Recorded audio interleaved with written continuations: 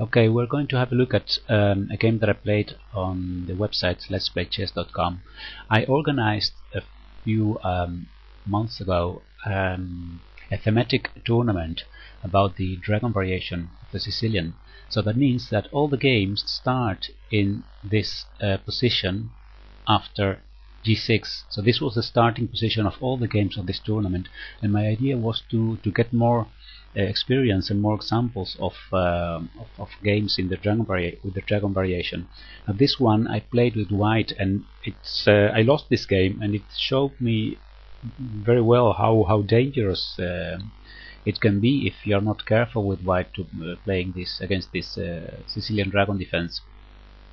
Let's have a look at the game. I played bishop to e3, bishop d7, f3, knight to c6 was played by my opponent, and then queen d2, bishop to d7, and now I tried g4. So not like other games that we have seen in videos, with for example castling queenside here or playing bishop to c4, but I wanted to try g4, and now my opponent played a6. Now I had read on the internet on some websites that a6 many times is a waste of time, but I actually didn't react well this time here, because I played bishop to c4, and actually I am giving away a tempo by playing bishop to c4, because now my opponent could play b5, and now the move a6 was justified. So what I did here is I took on c6, I took back with the bishop, and then I went with my bishop to b3. Now already I was thinking that I could get into trouble finding safety for my own king, because if I leave it in the center, the center can be opened. On the other hand, if I castle queenside, these pawns are far advanced already, so that didn't look very attractive, and castling on the king side doesn't look safe because I have moved my own pawns, my own king side pawns. So I decided to wait with the decision and to try to put more pressure on the castle's king of black by playing h4. Now my opponent continued with b4, attacking my pieces on the queen side, and I went with my knight to e2. Here he played a5, continuing his attack, and now I did something that, well, according to my Fritz engine, it's a wrong decision, but I must honestly say that I still don't quite understand why this decision was so wrong.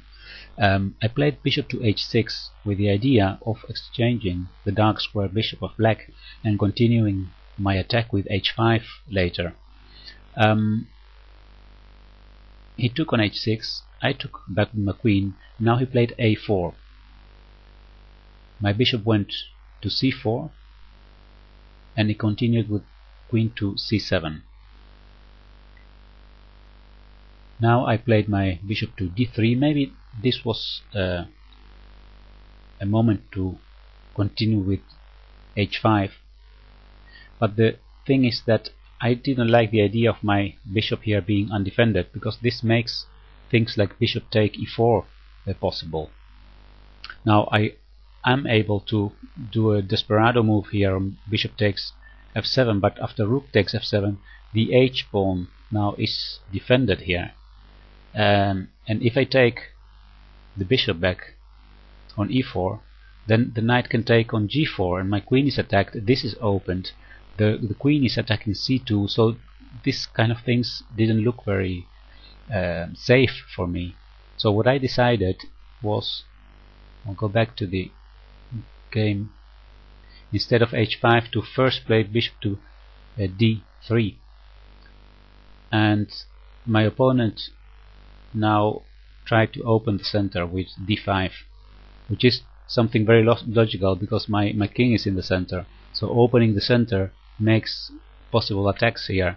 And also something that happens with this d5 move is that the queen gets this beautiful diagonal, so the queen is very well placed on c7. I continue with h5. Now he took on e4, and I lost my g4 pawn here. There was actually no good way of now saving this e4 pawn, because let's say I try to defend it, for example queen to f4 or queen to e3. Let's say queen f4. Then after exchanging here, still I can lose a pawn. And if I go with my queen